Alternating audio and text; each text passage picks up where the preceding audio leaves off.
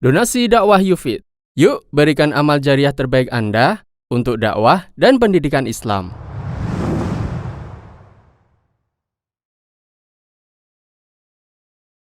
Perkenankan kami berbagi kesalahan dalam sholat.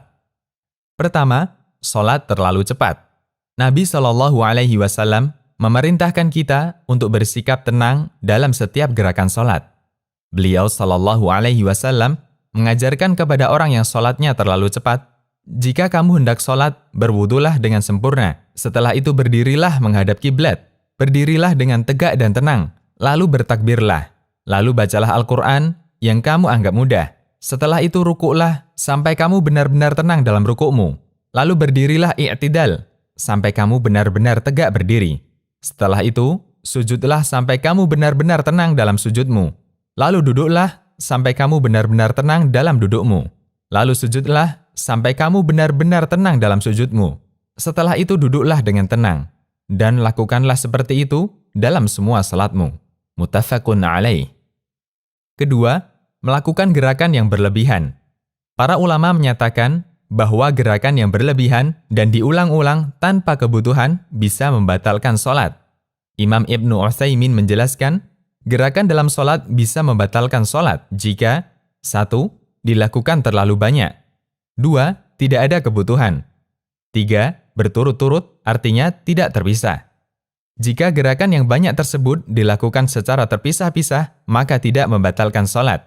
Jika ia bergerak 3 kali pada rakaat yang pertama, kemudian bergerak lagi 3 kali di rakaat kedua, kemudian bergerak 3 kali juga di rakaat ketiga, dan bergerak juga 3 kali di rakaat keempat, yang jika gerakan-gerakan ini digabung, tentunya banyak gerakannya.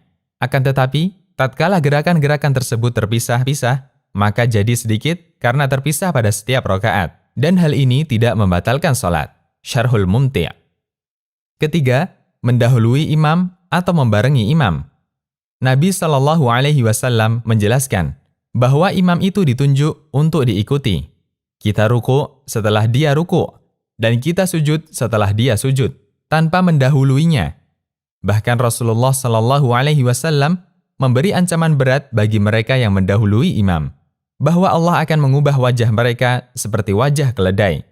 Dari Abu Hurairah radhiyallahu anhu, Nabi Shallallahu Alaihi Wasallam bersabda, yang artinya, hendaknya orang yang mengangkat tangannya sebelum imam, dia merasa takut. Allah akan mengubah kepalanya menjadi kepala keledai. Hadis riwayat Muslim, Ahmad, dan yang lainnya. Ada 4 jenis gerakan makmum terhadap imam. 1. Mendahului imam, hukumnya terlarang dan dosa besar. 2. Membarengi imam, hukumnya juga terlarang.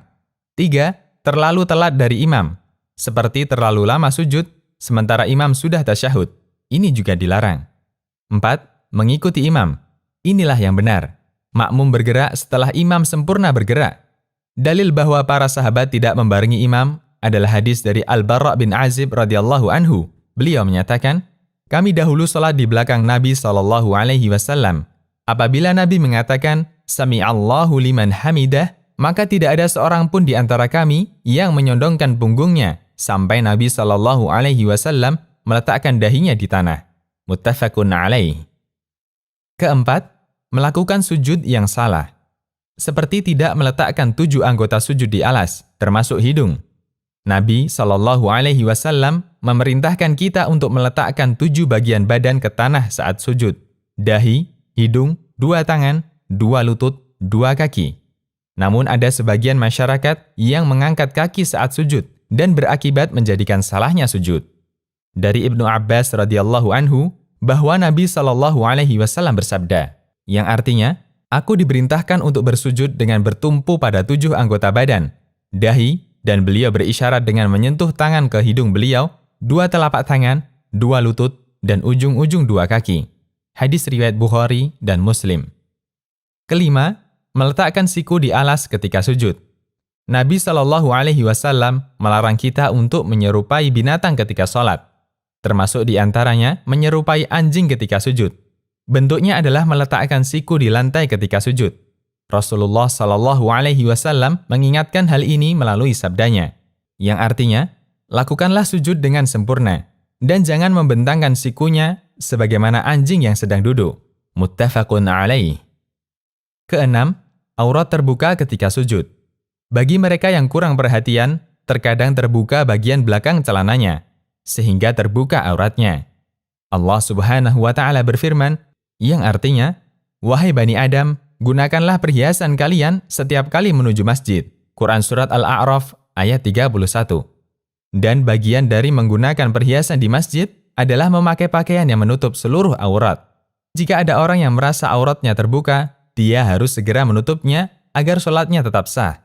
Asy-Syirazi, yaitu salah seorang ulama Syafi'iyah, mengatakan, jika bajunya diterpa angin hingga terbuka auratnya, kemudian langsung dia tutup kembali, maka sholatnya tidak batal.